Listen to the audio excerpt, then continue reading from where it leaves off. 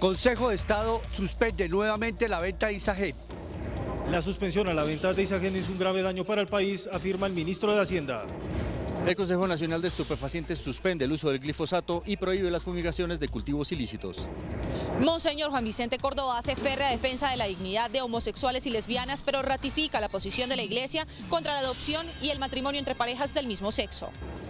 Vicepresidente Germán Vargas Lleras hace pública su molestia y reclama al ministro de Hacienda por demoras para agilizar obras de infraestructura. Gobierno advierte que no iniciará diálogos con el ELN hasta que no se acuerde discutir un cese bilateral del fuego. Comenzó el rescate de los mineros atrapados en 2 socavones en zona rural de Río Sucio Caldas. 2 cuerpos han sido rescatados sin vida.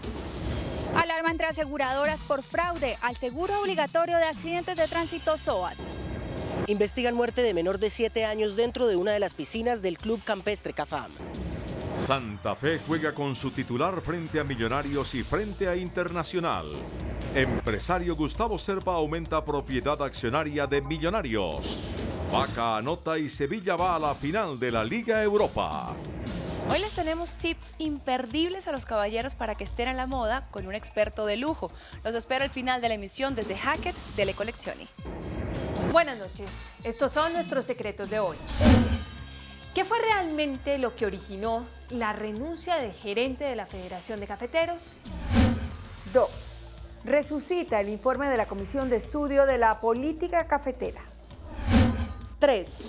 Hay rebelión de los 5 grandes comités departamentales de cafeteros. 1, 2 y 3 al cierre.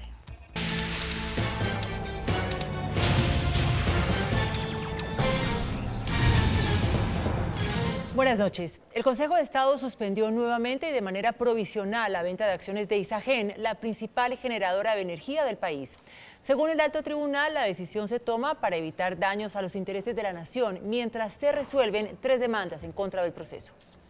El nuevo giro en la demanda que cursa en la sección 4 del Alto Tribunal se produjo por la acumulación de expedientes. El caso pasó a estudio del magistrado Hugo Bastidas, quien tomó la medida cautelar al admitir 2 demandas más contra la venta de la empresa. La demanda pide la nulidad del decreto 1609 que permitió la enajenación de las acciones. La medida, según la decisión provisional, se dicta mientras se resuelve de fondo la demanda para evitar daños al interés público. La venta de Isagen fue demandada por el presidente del Sindicato de Trabajadores de la empresa, Elber Castaño, y Enrique Daza, representante de Sede Trabajo, una asociación sindical. Los demandantes alegan que la venta causaría un daño patrimonial irremediable a la nación. Esta es la segunda vez que el Consejo de Estado toma esta medida. El caso ha pasado por 3 secciones y aún no empieza su estudio de fondo. La sección 4 reclamó el proceso argumentando que por ser un tema financiero y tributario son los competentes para resolverlo, y le correspondió inicialmente a la magistrada Carmen Teresa Ortiz, quien resolvió los recursos presentados por los ministros de Hacienda, Mauricio Cárdenas, y de Minas, Tomás González.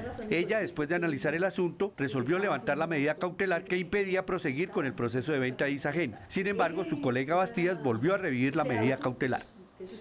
Y a esta hora se conoce la primera reacción del gobierno sobre la orden del Consejo de Estado sobre la suspensión de la venta de Isagen.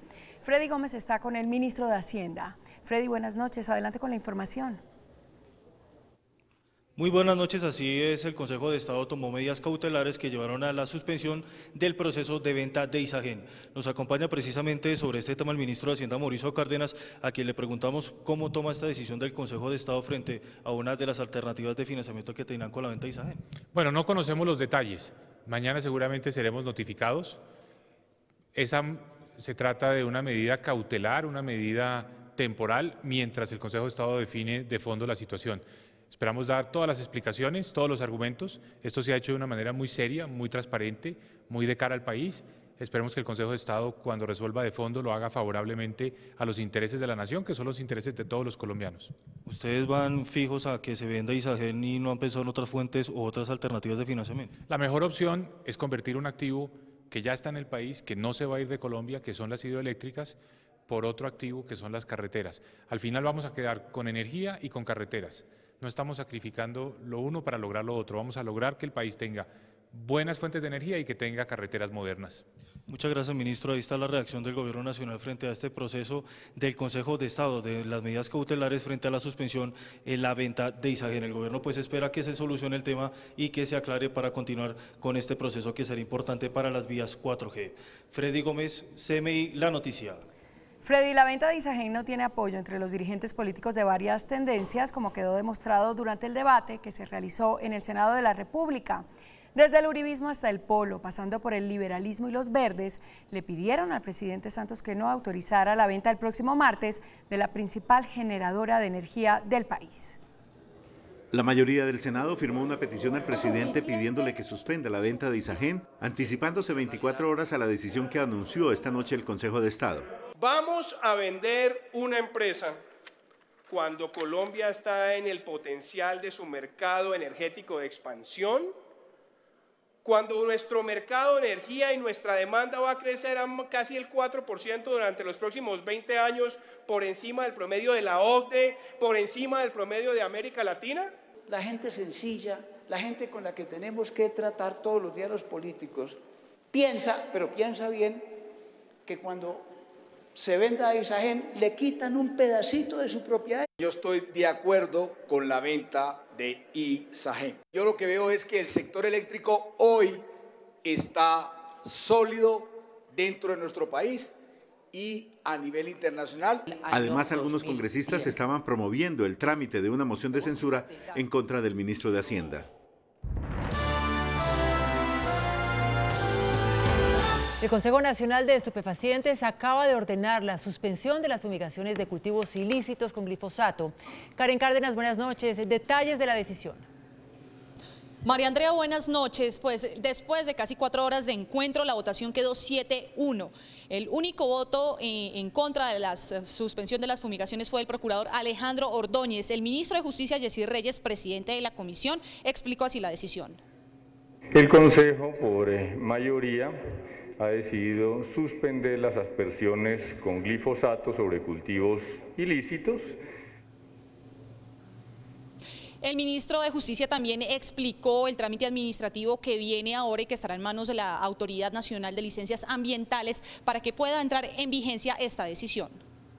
Esa suspensión se hará efectiva a partir del momento en que la Autoridad Nacional de Licencias Ambientales revoque o suspenda el plan de desarrollo ambiental que cobijo permite hasta este momento la aspersión con glifosato. Y precisamente para mitigar cualquier efecto que pueda traer sobre el crecimiento de los cultivos ilícitos, la decisión de suspender las aspersiones con glifosato, también se va a integrar un comité especial que va a tener como responsabilidad ver qué otras alternativas se pueden tomar. La creación de un comité técnico que en el plazo de un mes debe formular las recomendaciones para ajustar la política de lucha contra las drogas de acuerdo con esta nueva realidad que implica la suspensión de la aspersión con glifosato sobre cultivos ilícitos.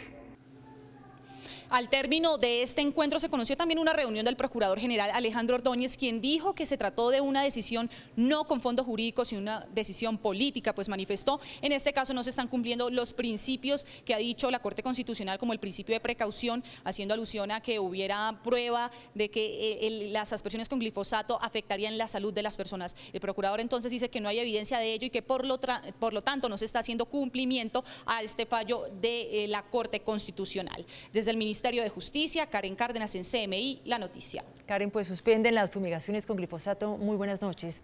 Y el secretario de la Conferencia Episcopal, Monseñor Juan Vicente Córdoba, salió en defensa de homosexuales y lesbianas, pero ratificó la posición de la Iglesia contra la adopción y el matrimonio entre parejas del mismo sexo.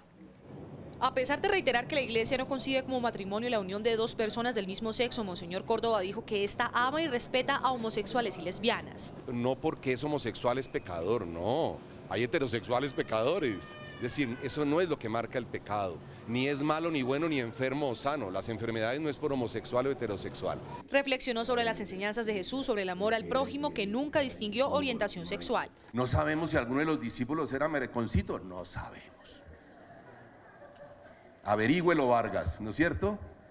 No sabemos si la Magdalena era lesbiana, no sabemos. Parece que no, porque pues bastantes pasaron por sus piernas, pero no sabemos. Respecto a la unión de parejas del mismo sexo, dijo que son respetables, pero no familia. Ni los juzgamos, ni los condenamos, pero no lo consideramos ni matrimonio en la Iglesia Católica, ni familia en todo el concepto de la palabra.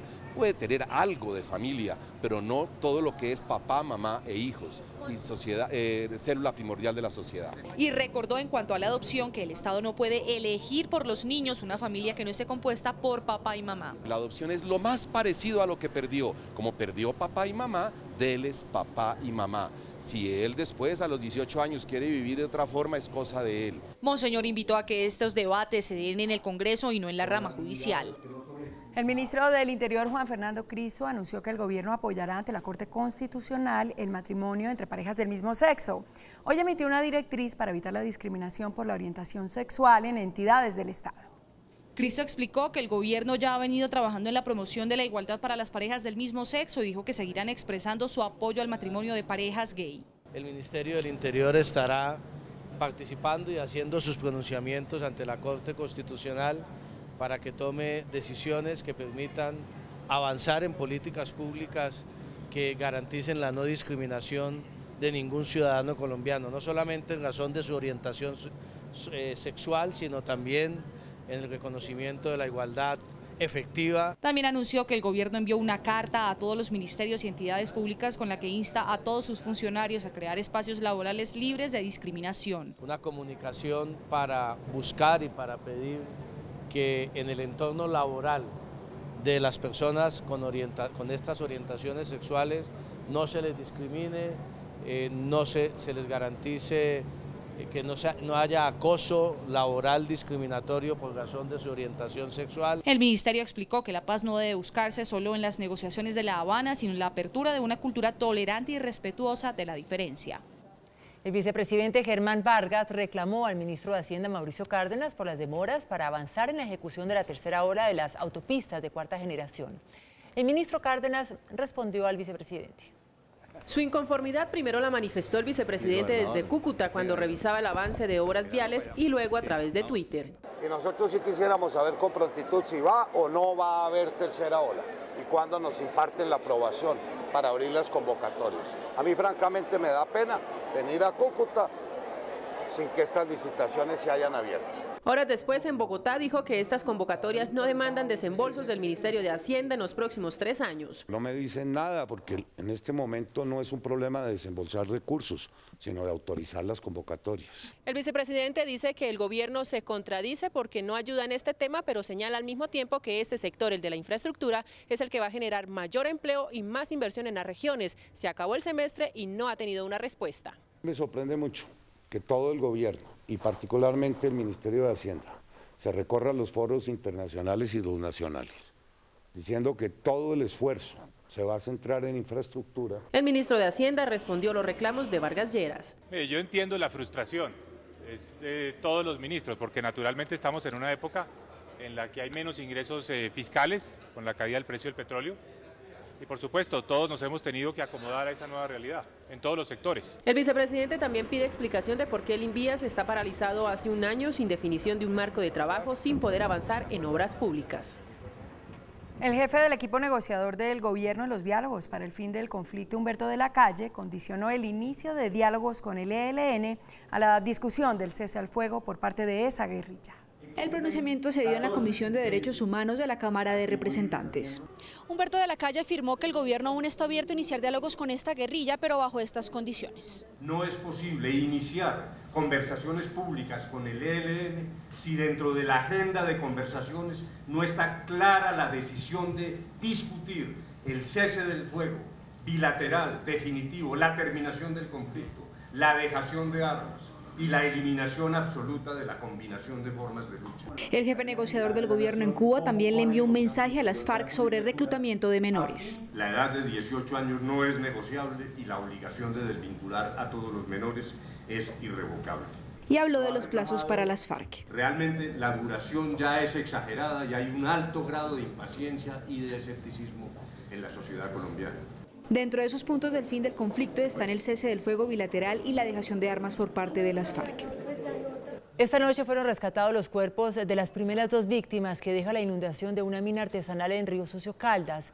Juan Alberto Giraldo, buenas noches. Detalles de este penoso rescate.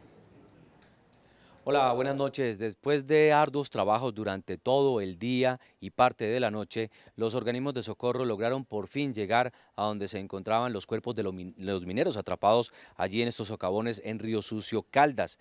2 cuerpos han sido rescatados a esta hora lamentablemente sin vida, como se especulaba por parte de las hipótesis de los organismos de socorro. Después de trabajar durante 2 días en la evacuación del agua de los 2 socavones en la mina de Río Sucio en Caldas, esta noche fueron encontrados 2 cuerpos de los mineros atrapados, sin identificar aún, los cuales son trasladados a la morgue de Pereira. Sin embargo, durante el día los familiares desesperados pedían que el proceso se acelerara para encontrar a sus allegados. A ellos no les duele, a ellos no, porque no son hijos, pero él sí es hijo mío. Y si yo supiera de algo, vea, me tiro aquí para abajo, pero yo por un hijo me hago hasta rayar. Y los mineros saben entrar, si les prestan los buzos y las caretas, ellos se pueden meter. Sin embargo, la declaratoria de calamidad pública le permitió a las autoridades y organismos de socorro contar con mejores recursos y herramientas para facilitar el trabajo. Se controló el ingreso de agua con un jarillón puesto al río Cauca y ya se está haciendo extracción con 18 motobombas. Muy bien, durante parte de la noche esperan continuar trabajando y mañana a primera hora reanudar la búsqueda de los cuerpos restantes que se presumen están allí, en esta mina en Río Sucio, Caldas.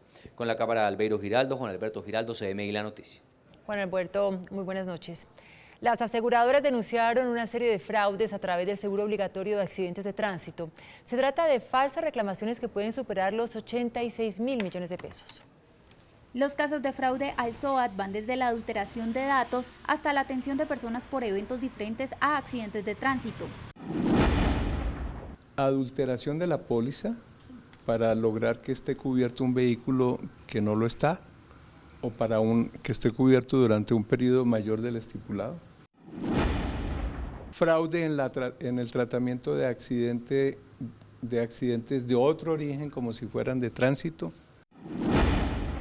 El acetaminofén, por ejemplo, es cobrado a las aseguradoras hasta en 45.000 pesos la unidad. Esto pone en riesgo las finanzas de las compañías de seguros, por supuesto, pero pone en riesgo también las finanzas del FOSIGA, que es el mecanismo de reaseguro, que es un elemento fundamental del SOAT. Estos intentos de fraude ponen en riesgo más de 86.000 millones de pesos. Fasecolda ha detectado cerca de 215.000 reclamaciones.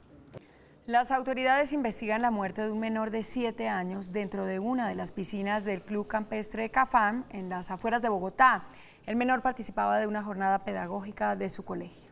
La familia de Andrés Santiago Prada León, de 7 años, no entiende cómo falleció en las instalaciones del Club Campestre Cafam, donde se adelantaba una jornada pedagógica. En un comunicado, la Caja de Compensación lamentó lo sucedido. Lamentamos profundamente el fallecimiento del niño Andrés Santiago Prada León. Sufrió un episodio de inmersión. Cafam también recalcó que hubo atención para el menor de 7 años. Falleció tras maniobras de resucitación. Y defendió la seguridad en sus piscinas. Cumplen con las normas de seguridad. Las autoridades investigan si hubo responsabilidad alguna de los profesores y salvavidas que se encontraban con el menor. Gobierno y departamentos llegaron a un acuerdo para desembolsar a las regiones 4 billones de pesos correspondientes a dineros de las regalías. Tras la caída de los precios del petróleo, el presupuesto de regalías 2015-2016 fue ajustado a la baja de 18 billones de pesos a 12 billones de pesos. Por eso el gobierno autorizó el desembolso de excedentes de años anteriores por 4 billones de pesos para los departamentos del país. Y lo que se está permitiendo de poder tomar todos los saldos que existían en el sistema para ayudar a compensar esa caída en el precio del petróleo se vuelve un estímulo fundamental para la economía colombiana. También se autorizó la desinversión de 400.000 millones de pesos para los departamentos productores. Se estará instalando la comisión de alto nivel que él va a coordinar desde la Presidencia de la República con planeación y Hacienda con el objeto de darle agilidad a todos los procesos tendientes a que fluyan los recursos. Por lo tanto, el aplazamiento de recursos en 2015 y 2016 entrará en evaluación el 30 de junio, dependiendo de las condiciones actuales de los precios del petróleo. El presidente Juan Manuel Santos dijo en Medellín que en la gerencia de la Federación de Cafeteros se dará una transición tranquila y sin traumatismos. Con especial prudencia y entendido como un mensaje de aguas calmas al corazón del gremio cafetero, el presidente se compromete con un proceso sin sobresaltos en la sucesión de Genaro Muñoz. Vamos a sentarnos, a hablar con el gremio para hacer una transición fácil, sin traumatismos. Dice Santos que el señor Muñoz se va en el mejor momento de su gestión. Los recursos que se han invertido, los recursos que se han dado en subsidios y el aumento en la producción cafetera, el aumento en las exportaciones no se ha visto en el pasado reciente. El mandatario ratificó que habrá aumento salarial para las tropas. El 4.66% que también cobija a los retirados. Con esa aseveración el presidente sale al paso de los rumores que aseguraban que no habría aumento salarial para los militares. Los gobiernos de Colombia y Suecia firmaron un pacto con 14 empresas suecas, las cuales se comprometieron en la relación de buenas prácticas comerciales y en luchar contra la corrupción. El secretario de Transparencia de la Presidencia de la República destacó que es la primera vez que un bloque de empresas de otro país firma este compromiso. Un pacto en el cual todas estas empresas aliadas se comprometen de manera decidida a adoptar estrategias de prevención de corrupción, de prevención, sanción y ataque al soborno en sus respectivas entidades. La embajadora de Suecia en Colombia destacó que empresas de ese país ya vienen trabajando con responsabilidad social. Hemos trabajado con construcción de paz desde hace 20 años. Estamos muy presentes y hemos acompañado a Colombia para combatir abusos contra derechos humanos, pero también crear confianza en las zonas rurales. Las multinacionales que firmaron este pacto son de sectores como seguridad, transporte, telecomunicaciones, entre otros, que tienen operaciones en más de 110 países, incluyendo Colombia. El índice de capitalización de la bolsa que mide el comportamiento de las 20 principales acciones cerró al alza. El índice de capitalización de la bolsa subió 0,18% a 1.360,76 puntos. El alza más importante de la jornada fue preferencial BBVA, que subió 3,03% a 340 pesos. La baja más significativa la tuvo el Banco de Occidente con 3,90% a 36.020 pesos. La acción más transada Cemex, 44.549 millones de pesos. El precio del dólar reportó una ligera alza. Indicadores económicos del día, SMI. La tasa representativa del mercado que regirá para mañana viernes es de 2.389 pesos con 49 centavos, subió 12 pesos. Los profesionales de cambio compran la divisa a 2.300 pesos y la venden a 2.350 pesos. Un euro cuesta 2.720 pesos con 37 centavos. La libra de café se cotizó en $1 con 37 centavos. Una libra de azúcar cuesta 12,84 centavos de dólar. El barril de petróleo WTI se cotizó en $59 con 88 centavos. Una acción de Ecopetrol cuesta 1.965 pesos, subió 20 pesos. Bochornoso espectáculo en la Bombonera por la Copa Libertadores. Suspendido el Boca River. Ya volvemos. Johnny Depp enfrenta problemas en Australia por causa de sus perros. La historia después de comerciales, cuando los espero desde Le Collezioni, en donde nos sumergiremos en el mundo de la moda masculina para hablar de lo que está hoy en día a la vanguardia.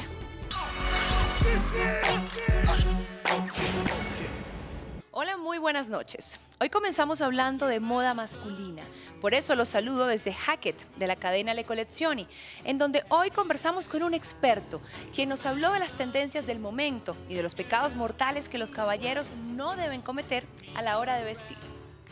La solapa del saco y la corbata se estrechan. La solapa muy ancha hoy en día te pone años, no es necesario. En la medida que angostas la solapa te vas a ver un poquitico más joven. O sea, una solapa medianamente ancha yo la aconsejaría para una persona que esté pasando ya los 50.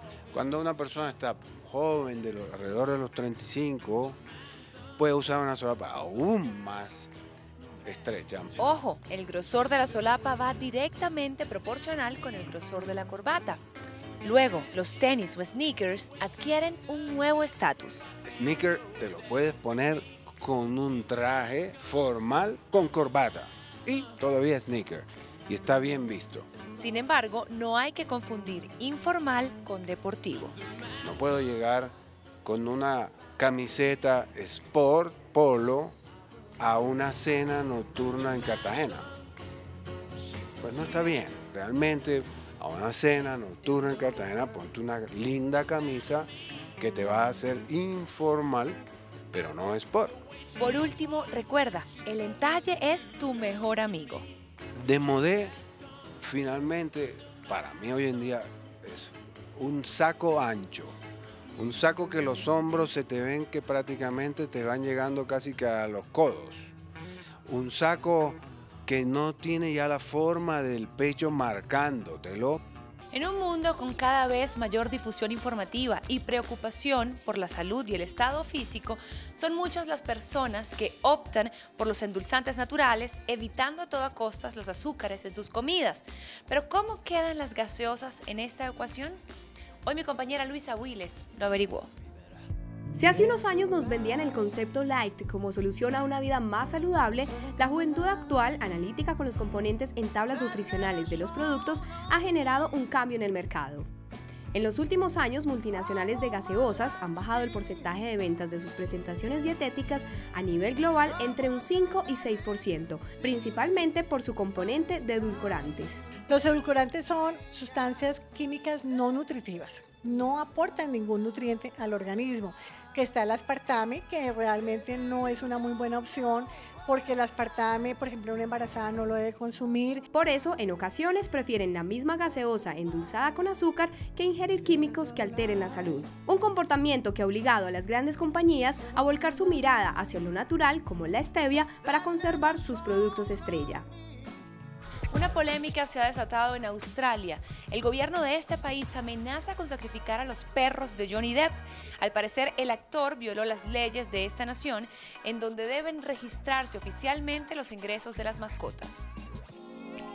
El actor Johnny Depp llegó a Australia para rodar parte de las escenas de la nueva entrega de la película Piratas del Caribe. Sin embargo, su llegada ha causado molestia en el gobierno de ese país, pues resulta que Amber Heard, su novia, ingresó al país los dos perros de la pareja sin la documentación necesaria ni los permisos exigidos. Ahora el ministro de Agricultura de ese país hizo una exigencia a Depp, quien no se ha pronunciado sobre el tema. Mr. Depp has to either take his dogs back to California or we're going to have to euthanize them.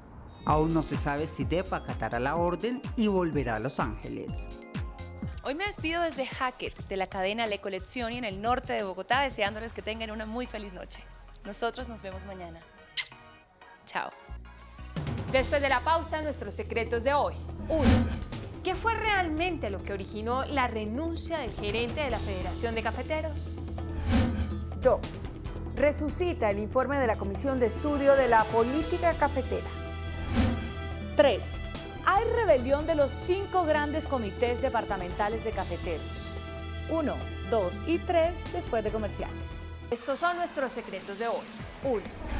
¿Qué originó realmente la renuncia de Luis Genaro Muñoz a la gerencia de la Federación Nacional de Cafeteros? Dirigentes del gremio consideran que hubo 2 razones fundamentales. Una, la crisis estructural que afronta actualmente la política cafetera colombiana comparada con la situación mundial del mercado del café. Y otra, la división interna de nuestros cafeteros. Frente a la primera, el doctor Muñoz practicó la política del avestruz, dicen los dirigentes del gremio. Y es que ciertamente, desde que terminó el Pacto Internacional Cafetero, hace 25 años, se desmantelaron en el mundo las entidades que, como la Federación, administraban el sistema de cuotas. Se extinguió, por ejemplo, el entonces superpoderoso Instituto Brasileño del Café y el no menos fuerte Instituto del Café de Costa Rica. Pero en Colombia se mantuvo el andamiaje gigantesco de la Federación. Frente a la crisis mundial que sobrevino y que afectó tan gravemente a Colombia, el presidente de la República, Juan Manuel Santos, integró una comisión de alto nivel para que formulara un pliego de recomendaciones sobre cómo enfrentar la situación. La comisión entregó su diagnóstico, en el que lanzó su grito de alarma. Colombia, que había manejado el 18% del mercado mundial del café a comienzos de los 90, hoy apenas llegaba al 8%. nuestra nación había sido superada en producción de suaves por Vietnam, Brasil, Costa Rica, Perú, India e Indonesia. Y había perdido presencia y mercado en Europa, en Japón y en algo de Estados Unidos. Ahí se inició, hace un par de años, el comienzo del fin de la era Muñoz al frente de la Federación, que finalmente hizo crisis. 2. ¿Por qué el informe final de la Comisión Cafetera significó el fin del doctor Muñoz como gerente de la Federación? Porque volvió a caer en la política del avestruz, según dicen hoy dirigentes cafeteros. Al comienzo afirmó que en el informe de la Comisión Cafetera no había nada nuevo. Después, en la medida en que se divulgaba el contenido del estudio, el doctor Genaro cambió sus comentarios para afirmar que no compartía las conclusiones y arremetió contra la comisión. No solo no atendió sus recomendaciones, sino que a su director, Juan José Chavarría, lo descalificó y a él se refería con términos peyorativos. Es decir, al comienzo lo ignoró, después se enfureció y lo agredió verbalmente, según comentan hoy dirigentes cafeteros. Hoy los cafeteros amenazan con un nuevo paro provocado por la caída de sus ingresos. La vigencia del PIC, Programa de Protección al Ingreso Cafetero, terminó y los cafeteros piden su renovación. El ministro de Hacienda, Mauricio Cárdenas, dijo desde el martes que el Estado no tiene recursos para revivirlo. Sin embargo, el doctor Luis Genaro, ante la situación de debilidad en que se encontraba, decidió apoyar el aumento del subsidio en contravía del ministro, lo que no solo molestó a Cárdenas, sino al mismo presidente de la República. Molestia que terminó como debía terminar, en opinión de los cafeteros, con el retiro del doctor Genaro de la Federación. 3. Otro de los factores que provocaron la caída del zar del café, Luis Genaro Muñoz, fue la rebelión de los grandes departamentos cafeteros del país. Los comités de cafeteros de los 5 grandes departamentos, Antioquia, Cundinamarca, Caldas, Risaralda y Huila, fueron partidarios de su retiro. El doctor Muñoz, pues, se quedó sin escapatoria. No tenía el respaldo ni del presidente, ni del ministro de Hacienda, ni del gremio, ni de los cafeteros, ni de los comités. Se quedó solo. Pero hay algo más grave. El año entrante termina el contrato cafetero que cada 10 años renuevan el Estado y los cafeteros. El presidente de la República, el ministro de Hacienda y sobre todo quien sea el nuevo gerente de la Federación de Cafeteros tienen la palabra. El contrato es el que establece y regula las reglas de juego entre el gobierno y los cafeteros. Lo que se viene. Hasta mañana. Que descanse.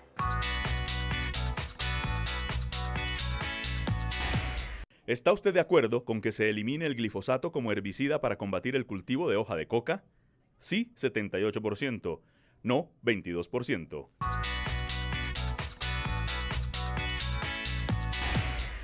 Hasta aquí las noticias. Nos vemos mañana en CMI. A continuación llega #.